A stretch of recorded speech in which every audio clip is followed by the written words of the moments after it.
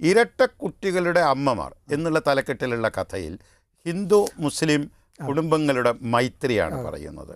അതോടൊപ്പം തന്നെ അങ്ങയുടെ കന്യാ കാശ്മീർ എന്നുള്ള നോവൽ വികസിക്കുമ്പോൾ അവിടെ കാശ്മീരത്തിൽ നിന്ന് കേരളീയനായ ഒരു ഉദ്യോഗസ്ഥൻ ഒരു യുവതിയെ തന്നോടൊപ്പം അഭയം നൽകി കൊണ്ടുവരികയാണ്.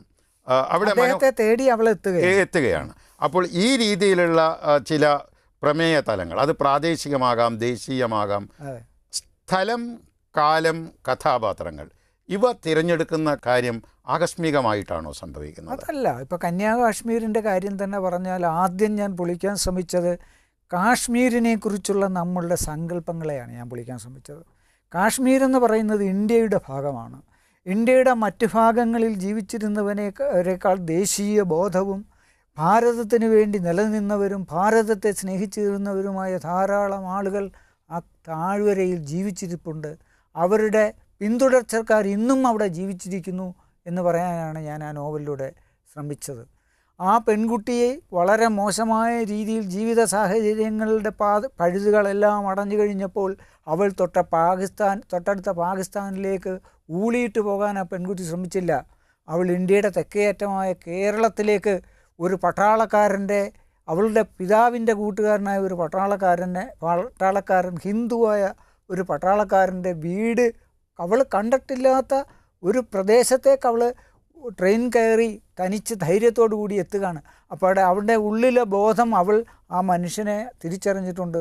എനിക്ക് ഇനി ആ മനുഷ്യൻ്റെ അടുത്ത് മാത്രമേ ഒരു ആശ്രയമുള്ളൂ, എൻ്റെ പിതാവിന് തുല്യമായ ഒരു മനുഷ്യനാണെന്നുള്ള ബോധമാണ് അവളെ സഞ്ചരിക്കാൻ പ്രേമിച്ചത്. അങ്ങനെ ഇന്ത്യ എന്ന തെക്ക് മുതൽ വടക്കേ അറ്റം വരെയുള്ള ഒരു ഏകത മനോഭാവം ഊട്ടിയുറപ്പിക്കാനാണ് ഞാൻ ഈ നോവലിലൂടെ ശ്രമിച്ചിട്ടുള്ളത്. ഈ നോവൽ എഴുതുന്നതിന് എനിക്ക് വളരെയേറെ എന്നെ പ്രോത്സാഹിപ്പിച്ചത് പത്മനാഭൻ സാറാണ്, ടി പത്മനാഭൻ സാർ. അദ്ദേഹം അതിനകത്തൊരു കുറിപ്പ് തന്നെ അതേക്കുറിച്ച് എഴുതിയിട്ടുണ്ട്. മക്കൻ സിംഗിൻ്റെ മരണം. ഞാൻ സത്യം പറയാമല്ലോ, ഞാൻ ഈ പ്രേക്ഷകർ കേൾക്കുന്നതാണ്. ഞാൻ പറയാം, ഞാൻ കന്യാകാശ്മീർ എഴുതി തീരുന്നിടം വരെയും ഞാൻ കാശ്മീർ കണ്ടിട്ടില്ല. കാശ്മീരിൻ്റെ പ്രകൃതി മനോഹാരിതയെക്കുറിച്ചെല്ലാം ഞാൻ വായനയിലൂടെയും എൻ്റെ സുഹൃത്തുക്കൾ പറഞ്ഞും മാത്രമുള്ള അറിവ് മാത്രമാണ് എനിക്കുള്ളത്.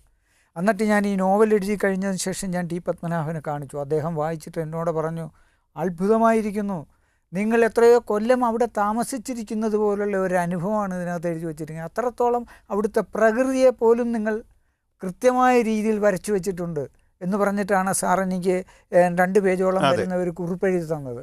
അതിനുശേഷം അപ്പോൾ ഞാൻ തീരുമാനിച്ചു, തീർച്ചയായും ഇനി കാശ്മീർ കാണാതെ ഈ കഥ, ഈ നോവലിന് അച്ചടി മഷി പുരളരുത് എന്ന് വിചാരിച്ചു. അങ്ങനെ ഞാൻ കാശ്മീർ കണ്ടു. കാശ്മീർ കണ്ടപ്പോൾ ഞാൻ കാശ്മീരിൻ്റെ ഏതെല്ലാം ഭാഗങ്ങളെക്കുറിച്ച് കേട്ടറിവും വായന വെച്ചും ഞാൻ എഴുതിയിട്ടുണ്ടോ അവിടെയെല്ലാം ഞാൻ സഞ്ചരിച്ചു, 1-2 ഭാഗങ്ങൾ ഒഴികെ. അതൊരു യാഥാർത്ഥ്യമാണെന്ന് ബോധ്യപ്പെട്ടതിന് ശേഷമാണ് ഞാനിത് പ്രസിദ്ധീകരണത്തിന് കൊടുത്തത്. പ്രേക്ഷകരുടെ അറിവിലേക്കായി ശ്രീ എം മുഹമ്മദിൻ്റെ ജനനം 1958 ജൂൺ 3, കൊല്ലം ജില്ലയിൽ ഓച്ചിറ, ഓണാട്ടുകാരെപ്പറ്റി ഇപ്പോൾ പറഞ്ഞതിലേ ഉള്ളൂ, മടത്തിക്കാരാൺമ എന്ന ഗ്രാമദേശത്താണ്. വന്ധ്യപിതാവ് ശ്രീ അബ്ദുൾ റഹ്മാൻ കുഞ്ഞ്, വന്ധ്യമാതാവ് ശ്രീമതി സൈനുബ കുഞ്ഞ്, സഹധർമ്മിണി ശ്രീമതി നീന, മക്കൾ നസീബ്, നബീൽ, തസ്നി മരുമകളാണ്, കൊച്ചുമക്കൾ ഹിബ, അർമാൻ. വളരെ സ്വാഭാവികമായും മഠത്തിൽ UP സ്കൂളിലാണ് വിദ്യാഭ്യാസം തുടങ്ങുന്നത്. ഇലപ്പക്കുളം GHS ഹൈസ്കൂളിലും കായംകുളം MSM കോളേജിലുമാണ്. ഇപ്പോൾ ഫൈനാൻസ് ഡിപ്പാർട്ട്മെൻറ്റിൻ്റെ കാര്യം പറഞ്ഞല്ലോ, അക്കൗണ്ടൻസിയിലുള്ള BCom കോമേഴ്സിലുള്ള ബിരുദം. ഹൈസ്കൂളിൽ പഠിക്കുമ്പോൾ ചെറുകഥ സംസ്ഥാന തലത്തിൽ 1ാം സ്ഥാനം നേടിയത് സംഭാഷണ മധ്യേ അദ്ദേഹം തന്നെ സൂചിപ്പിച്ചു കഴിഞ്ഞു. പുരസ്കാരങ്ങളുടെ കാര്യം ഇപ്പോൾ ഇവിടെ പ്രത്യേകിച്ച് പറയേണ്ടതുണ്ട്.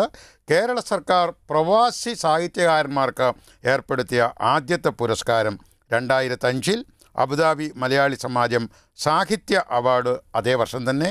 പ്രവാസി മലയാളി ഡെവലപ്മെൻറ്റ് സൊസൈറ്റിയുടെ തകഴി സ്മാരക അവാർഡ്, തീർച്ചയായും ധന്യമായ അനുഭവം, 2006. കേരള പ്രവാസി മലയാളി റിട്ടേണീസ് അസോസിയേഷൻ സാഹിത്യ അവാർഡ്, അറേബ്യ അക്ഷരശ്രീ അവാർഡ്, പ്രവാസി ബുക്ക് ട്രസ്റ്റ് നോവൽ പുരസ്കാരം ഇത്യാദി അവാർഡുകളുമൊക്കെ. ഈ എഴുത്തുകളിലൂടെ അങ്ങ് ചിലപ്പോൾ 1 കോടിയിലേറെ വരുന്ന മലയാളികളായ മറുനാടുകളിലും മറ്റു രാജ്യങ്ങളിലും ജോലി ചെയ്യാൻ പോയ ഇപ്പോഴും അവിടെ തന്നെയുള്ള ആ ഒരു പ്രവാസി സമൂഹത്തോട് ഈ എഴുത്തുകളിലൂടെയൊക്കെ ശ്രീ എ എം മുഹമ്മദ് പറയാൻ ശ്രമിക്കുന്നത് എന്താണ്? നമ്മളുടെ ഉപജീവനത്തിന് വേണ്ടി നമ്മളിവിടെ അവിടെ എത്തിപ്പെട്ടെങ്കിലും നമ്മൾ അത് സാധ്യമാക്കുന്നതോടുകൂടി നമ്മളിലെ സ്വത്വം, നമുക്ക് ഓരോരുത്തരും ഉരുത്തിരിഞ്ഞു വരുന്ന ഓരോ സ്വത്വമുണ്ട്, അത് നിലനിർത്തുകയും നമ്മുടെ ഭാഷയെയും നമ്മുടെ സംസ്കാരത്തെയും മുറുകെ പിടിക്കുകയും ചെയ്താൽ എത്ര വർഷങ്ങൾ നമ്മൾ നാട് വിട്ടു നിന്നാലും നമുക്ക് ആ നിൽപ്പ് കൊണ്ട് നമുക്ക് സമ്പത്തുമുണ്ടാകും, നമ്മുടെ സാംസ്കാരിക സമ്പന്നതയും നമ്മളോടൊപ്പം ജീവിക്കുകയും ചെയ്യും. ഒന്ന് സമ്പാദിക്കുന്നതിന് വേണ്ടി മറ്റൊന്ന് കൈവിടുന്ന ഒരു രീതി ഉണ്ടാകരുത്. പൈസ ഉണ്ടാക്കുന്നതിന് വേണ്ടി നമ്മളുടെ പാരമ്പര്യങ്ങളും നമ്മുടെ സംസ്കൃതിയും നമ്മുടെ മറ്റ് ബോധങ്ങളും നമ്മുടെ കടമകളും ഇതൊന്നും മറക്കേണ്ട കാര്യമൊന്നും തന്നെയില്ല. ഇതെല്ലാം നിലനിർത്തിക്കൊണ്ട് നമ്മുടെ ഇന്നലകളിലൂടെ തന്നെ നമ്മൾ ഓർമ്മകൾ പരിപാലിച്ചുകൊണ്ട് നമുക്ക് ജോലി ചെയ്യാനും കഴിയും, സമ്പത്ത് ഉണ്ടാക്കാനും വിദേശ രാജ്യത്ത് കഴിയും. ഇതിനൊന്നും തടസ്സമായ ഒരു നിയമങ്ങളും ആ രാജ്യങ്ങളിൽ ഇന്നോളം നിലനിൽക്കുന്നില്ല. നമ്മളെ മറക്കത്തക്ക ഒരു നിർദ്ദേശവും തരുന്ന ഒരു ഭരണാധികാരികളും ഇതുവരെ ഒരു വിദേശ രാജ്യങ്ങളിലുമില്ല. അത് നമ്മൾ ഓർത്തിരുന്നാൽ നാളെ നമ്മൾ തിരിച്ച് നമ്മുടെ നാട്ടിലെത്തുമ്പോൾ നമ്മൾ അന്യരായി തീരാത്ത ഒരവസ്ഥയുണ്ടാകും. ഇന്ന് പ്രവാസി അനുഭവിക്കുന്ന ഏറ്റവും വലിയ ഒരു ദുരന്തം എന്ന് പറയുന്നത് തൊഴിലില്ലായ്മ മാത്രമല്ല, വർഷങ്ങളോളം അവനവിടെ ജീവിച്ചതിന് ശേഷം പരിചയമില്ലാത്ത പുതിയ തലമുറയിലേക്ക് തിരിച്ചു വന്നിട്ട് അവൻ ആരാലും ശ്രദ്ധിക്കപ്പെടാത്ത ആളായി മാറുന്നു, ഒരു ജീവിയായി മാറുന്നു. അവൻ്റെ ശിഷ്ടകാലം അവൻ എങ്ങനെയെങ്കിലും തള്ളിത്തീർത്ത് മരണത്തിലേക്ക് പോകുന്ന ഒരവസ്ഥയാണ് ഒരു തിരിച്ചു വരുന്ന ഒരു രോഗിയായ പ്രവാസിയുടെ അവസ്ഥ. അപ്പോൾ ഇന്ന് എന്നെ സംബന്ധിച്ചിടത്തോളം ഞാൻ 35 കൊല്ലത്തിന് ശേഷം തിരിച്ചിവിടെ വരുമ്പോൾ എനിക്ക് കാസർഗോഡ് മുതൽ പാറശാല വരെ സുഹൃത്തുക്കളുണ്ട്. എനിക്ക് എവിടെ ചെന്നാലും എന്നെ തിരിച്ചറിയുന്ന ആരെങ്കിലുമൊക്കെ ഉണ്ട്. അതെനിക്ക് തരുന്ന ആശ്വാസം ചെറുതല്ല, അതൊരു വലിയ ആശ്വാസമാണ്. ഇല്ലാതെ വരുമ്പോൾ മാത്രമേ അതിൻ്റെ വില എന്താണെന്ന് നമ്മൾ അറിയൂ. കന്യാ കാശ്മീർ എന്ന ഈ മനോഹരമായ നോവലിൻ്റെ അവതാരികയിൽ നമ്മുടെ ഭാഷയിലെ പ്രമുഖ നിരൂപകനായ എം തോമസ് മാത്യു പറഞ്ഞിരിക്കുന്നത് മാന്യമായ അന്തസ്സുറ്റ മാന്യതയും ഉദാരമായ നന്മയുമാണ് ഈ നോവലിൻ്റെ പ്രത്യക്ഷ ലക്ഷണം എന്ന് പറഞ്ഞു. അങ്ങയുടെ സർഗജീവിതവും അന്തസ്സുറ്റ മാന്യതയുടെയും ഉദാരമായ നന്മയുടേതുമാണെന്ന തിരിച്ചറിവ് വായനക്കാർക്ക് ഇതിനോടകം ലഭിച്ചിട്ടുണ്ട്. തുടർന്നാലും ശ്രീ എ എം, എല്ലാ ആശംസകളും. ഈ സമയത്തിന് നന്ദി. നമസ്കാരം. നമസ്കാരം. ആഗോളതലത്തിൽ അംഗീകാരവും പ്രശസ്തിയും കരസ്ഥമാക്കിയ മജിഷ്യൻ PM മിത്ര. അവരുടെ സങ്കടം എന്തായിരുന്നു എന്ന് ചോദിച്ചാൽ അവരുടെ ഭർത്താവ് രണ്ട് കിഡ്നി ഫെയിലറായിട്ട് ഇങ്ങനെ ഹോസ്പിറ്റലൈസ്ഡാണ്.